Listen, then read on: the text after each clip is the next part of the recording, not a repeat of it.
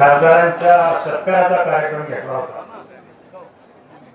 आणि त्याच वेळेला कार्यक्रम सुरू असताना काही मंडळींनी शिवसेनेमध्ये प्रवेश केला आणि कुजबूज सुरू झाली. आणि म्हणून मी त्यावेळी सांगितलं होतं की अजून काय उमेदवार भेटलेली वाटत आहे. आमचे मित्र मोळेकर यांनी तर प्रचार सुरू केला. मी सांगितलं मी काय डेव्हलप बोलणार, पण तू ज्या वेळेला बोले त्यावेळेला निश्चितपणानं आपण कुठल्या पक्षात वाढलं, कुठल्या युतीतून आहे का आघाडीतून आहे. सुरुवातीला मी 5-7 दिवस दवाखान्यात ऍडमिट होतो आणि बाकीच्यांनी सुरू केलं की पवार साहेबांचा पाठिंबा आम्हाला आणि आम्हीच महाविकास आघाडीचे उमेदवार आहेत आणि बाबासाहेब हे बंडखोर उमेदवार अपक्ष उमेदवार आहे. अशा प्रकारच्या वर्णना सुरू केलं. परंतु मी बरा झाल्यानंतर बाहेर आलो. खासदार साहेब आले आणि आम्ही अनेक खासदार साहेबांनी सांगितलं की महाविकास आघाडीचे अधिकृत उमेदवार हे बाबासाहेब देशमुखच आहेत आणि हे आम्ही जाहीर. मी आलो, खासदार साहेब आले, आता होळकर साहेब आले. हे होळकर साहेब तर उद्याच्याला जाऊन टेंभुर्णी आणि करमाळ या 3 ठिकाणी पवार साहेबांच्या बरोबर सभा घेणार आणि म्हणून पवार साहेबांना येतं आलं नाही. म्हणून त्यांनी होळकर साहेबांना पाठवलेलं आहे. त्यामुळे कुणी काही जरी सांगत असलं तरी महाविकास आघाडीचे उमेदवार हे बाबासाहेब देशमुख असल्याचे त्या देशमुखांनी सांगितलं की नारायणाच्या जेवणाला कुलूप लावलं आणि भाऊनं मिळवण्याला सांगलं. मी पाटील आहे आम्ही पाटलाला नाते केलं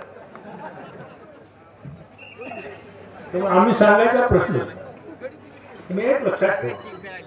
आता मग अशी सांगितलं की लाडक्या बहिणीला काल मी भाषण ऐकलं मुख्यमंत्र्यांचं. लाडक्या बहिणीनो, लाडक्या भावानो, लाडक्या शेतकऱ्यानो, आज ह्या बहिणी लाडक्या तुम्हाला दिसायला लागल्या. परंतु महाराष्ट्रामध्येच नाही तर देशामध्ये महिलांना 50% आरक्षण कुणी दिलं असं तरी पवार साहेबांनी. म्हणून ह्या लाडक्या बहिणी ह्या पवार साहेबांनी. आता तुम्ही चोपडा आणायचं काय कारण नाही. ज्या शेतकऱ्यांना तुम्ही लाडकं म्हणतात त्या शेतकऱ्याला दिवसा वीज कधी दिली नाही, रात्री वीज दिली. आणि 8 तासाचं शेवटी आम्ही मोर्चे काढले की 4 तास तरी दिवसा द्या, दिली नाही. आणि इलेक्शन लागल्यावर मात्र वीज बिल माफ करून टाकलं. ह्या फसव्या वाटल्या तिच्या मागे अजिबात जायचं नाही. मग अशी 25 कार्यक्रम सांगितले आम्ही 1,500 देतो. आमच्या सरकारनं सांगितलं आमचं सरकार आल्यानंतर पहिल्या 100 दिवसामध्ये आम्ही 3,000 मिळवणार. शेतकऱ्याला 3 लाखापर्यंत कर्ज माफ करू. महिलांच्यासाठी योजना राबवायच्या. आता सगळे सांगतात आम्ही नोकऱ्या देऊ. काय नोकऱ्या देत आहे? आज मला सांगा आपल्या महाराष्ट्रामध्ये जेवढे हायस्कूल आहेत, मराठी शाळा आहेत, तिथे शिक्षक आहेत. तुमच्या गावात जर मराठी शाळा असतील तर तिथं आहेत ते शिक्षक नाही. जेवढी मंजूर शिक्षक पद भरलेली नाही, कॉलेजमध्ये मंजूर शिक्षक भरलेली नाही, दवाखान्यामध्ये मंजूर पडलेली. आपल्या तालुक्यामध्ये 2-3 प्राथमिक आरोग्य केंद्र, उपकेंद्र 5 आहेत. तिथे डॉक्टरच नाही, नर्सेस नाही, शिपाई नाही. आणि म्हणून ही जरी पदं भरली तर 50% बेकारी हटणार. आणि मी आपल्याला सांगणार की कुणी काय म्हणतंय मी त्यांच्यावर टीका करणार नाही, त्यांचं ती म्हणताय. आता मला जास्त मी दवाखान्यात टाकलं मला ऐकता नाही, पण मला काही लोकांनी सांगितलं की आम्हा भाषण करताना सांगते बापू काय निवडून येत नाही पण मला पाडायसाठी उभा आहे. आणि बापू सांगते आम्हाला निवडून येत नाही पण मला पाडायसाठी उभा आहे.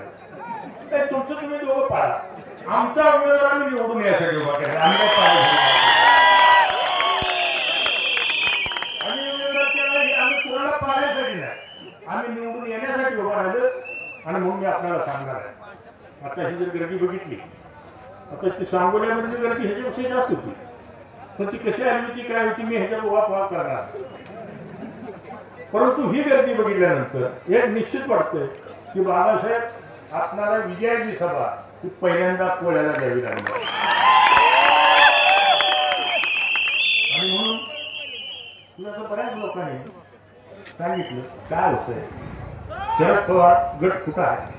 खोकर साहेबांनी मला विचारलं शरद पवारच्या विचाराचा जो माणूस आहे तो शरद पवार विचाराचा साहेब सगळा माणसं आज जरी कुणाबरोबर जात असतील तर मत देताना माझ्या इथं तुतारी जाऊ आणि ही तुतारी त्या शिट्टी बरोबर असणार एवढं लक्षात ठेवा ही सगळी माणसं दिल्याशिवाय राहणार नाही.